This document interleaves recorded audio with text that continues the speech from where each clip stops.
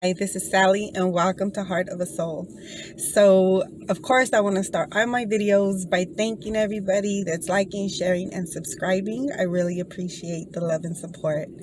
Um, so, I've been shooting my videos in my car lately because it's so cold in my house, and I appreciate the rain, but I love the sun, and I'd rather be outside, and it gives such a better lighting than my dark room. So until I could get some better lighting in there, or I don't know, I might just keep doing it outside in my car. But anyways, so today is going to be part 2 of my last video, which I talked about narcissist. And today it's about codependency and how the two need each other. So just a quick recap: a narcissist person is somebody that's just really self-absorbed, somebody that only thinks about themselves, cannot see the outside world and how they're affecting it, and the people around them.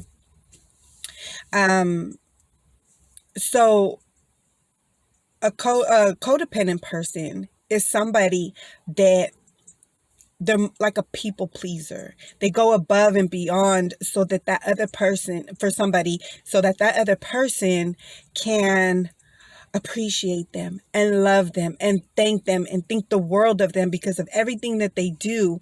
But unfortunately, what happens is a codependent person is going to trust a narcissist, and a narcissist does not think like that.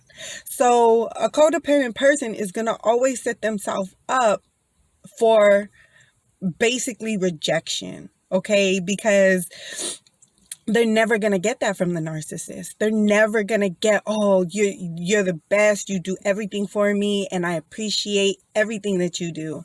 Never going to get it, not from a narcissist. So, but it's like when, at a young age, I heard misery loves company. So, and it's addicting. It could become addicting. Like from one end of it to the other, there's people that are addicted to the adrenaline rush. You got your adrenaline junkie, and they're addicted to that adrenaline rush. It's a hormone that's released into your body and gives you this rush. And it's the same thing with stress. And it's a hormone that's released into your body, and just like any other chemical that's in your body, it could become addicting. And so instead of the codependent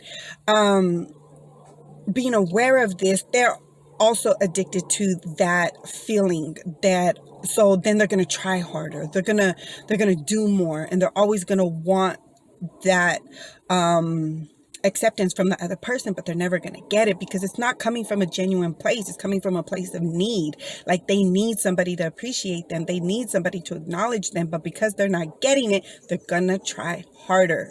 And the narcissist needs that person because they need full satisfaction and gratification about how wonderful they are, how grateful they are. And there's the codependent always providing that for them. So the way that I realized that that was me was my long-term relationship where I had children. When I got out of that and I realized he had very narcissistic traits, I had to stop and ask myself, well, a narcissist needs a codependent, and we were together for 14 years. So what are these codependent traits that I had? So I was raised to always take care of my family. My family always came first, take care of my kids, my house, my husband, whatever the case may be. So that's what I was doing, and always putting myself last. So when I realized that this is what I was doing, and I started to set up boundaries in my relationship and started saying no and started making it a point to take care of myself, my significant other just couldn't comprehend that. He did not understand why I would want to do that, why I wanted to start taking care of myself, working out, eating better. And he would,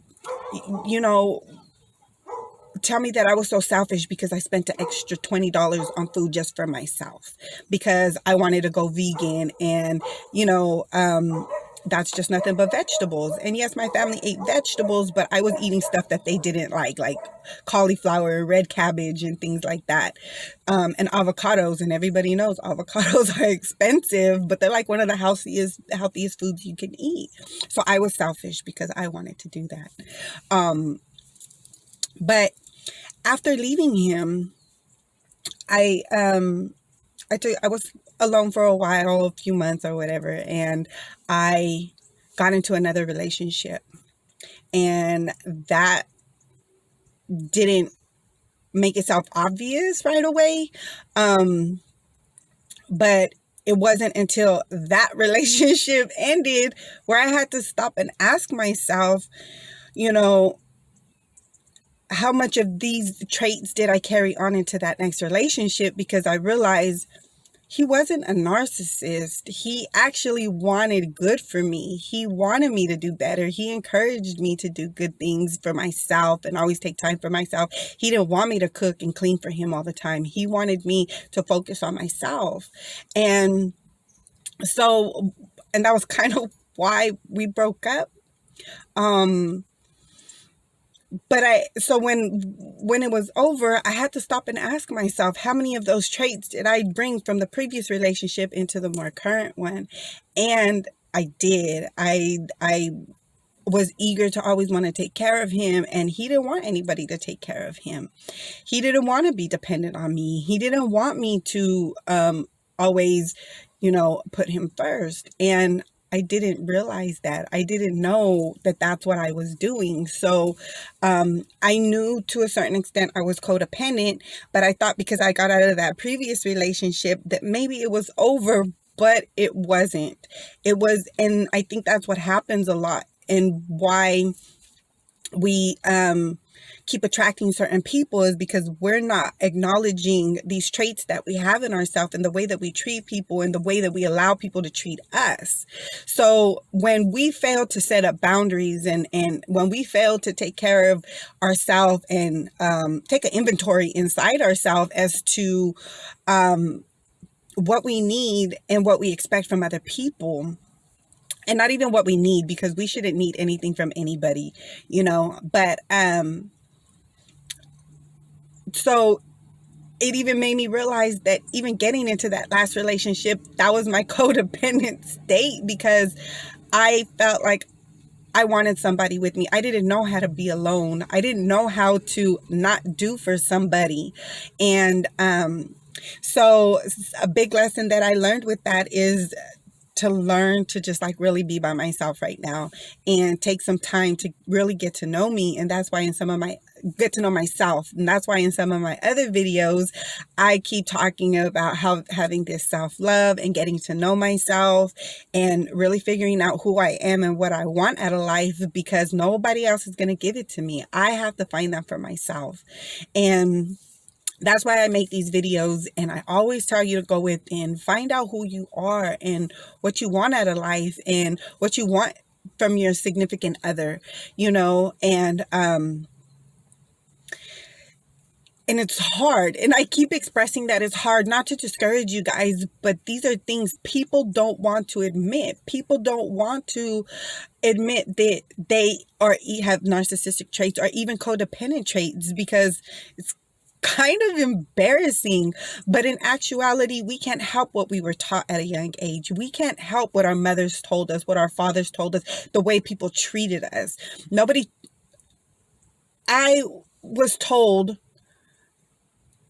not to stick up for myself because I was bold. I stuck up for myself. I said when somebody wasn't treating me right, and I was told not to. I was told to just let them, don't let them bother you. And it's like, well, to me, it was speaking my mind, was telling them not to let them bother me. But no, I was being taught to do it, to keep it inside, to deal with it somewhere else by myself.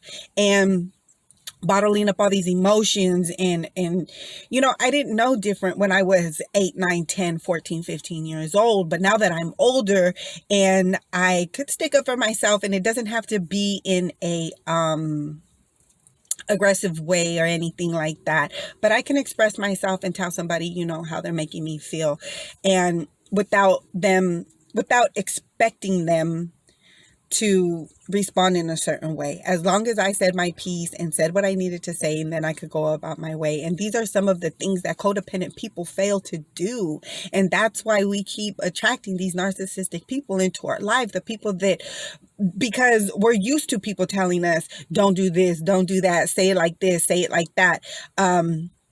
So when we get older and we get into these relationships, we think that that's the way it's supposed to be, because our closer relationships when we were growing up, that's what they taught us.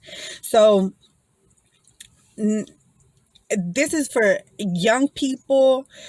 And I always share with them, because like I've told you guys before, I've had young girls come into my life and they've cried to me about why life is the way that it is and their parents are treating them a certain way. And one of the things that I tell them is that unfortunately we can't pick our parents, right? And we have to respect them as long as we live in their house, and even when we don't. But we have to have a certain level of respect for ourselves. But as a child, we have to find ways to cope with it and to be able to express ourselves. So when I was younger, I used to write a lot. I used to write poems. I used to, just get lost in my music. I used to draw. There was things that I was able to do to express myself. And that's something that I do. And not for recognition, but just to generally express myself, because kids, they get molded and shaped it into what their parents think they're supposed to be and act like. And that's where a lot of these narcissistic traits and a lot of these codependent traits, they come from. So I think what happens is, got a phone call. So I think what happens is either we take after a parent and act just like them, or we allow them to tell us and dictate who we are, even though we know inside that it just doesn't feel right. And that's a struggle. And it's something that I had to learn later, that, who I am, and try to figure this out. And if you find yourself in your 30s, 40s, and you're figuring out this life, it doesn't feel right, it's not who I thought I was going to be, is because it's probably not, because that's what happens, and unless we learn to recognize some of these things and take back our control for ourselves and our lives, it's going to always stay that way. And it's always going to have that underlying feeling of it just doesn't feel right. So something that I'm working on and I'm going through is really trying to find out who I am and really getting back to that childhood appreciation for art. I did some art the other day, and I even thought about going back to writing poems again, just because that's what I did when I was a child. And when you're a child, they run around and they're carefree and they're saying and doing the darndest things because they haven't been what's the word? They haven't been tainted. They haven't been, they're still in their natural essence of themselves and who they really are. So that's my video today. I hope that you got something from it. All my words are just really words of encouragement. And I really, hope that you guys be bold and take the first step to ask yourself and to admit the areas that you need to change and that you need help, and to find it. I read a lot of books. I probably read more books in the last 4 months than I've read in my whole life. And, and I carry it around everywhere with me. And I'm hoping that's something that I could rub off on my kids now that they see me doing that, you know what, that's just something that you do. Always be eager to learn, always be eager to grow. And I hope that you guys do the same. So I appreciate you guys sharing this video with me today, and I'll see you on the next one.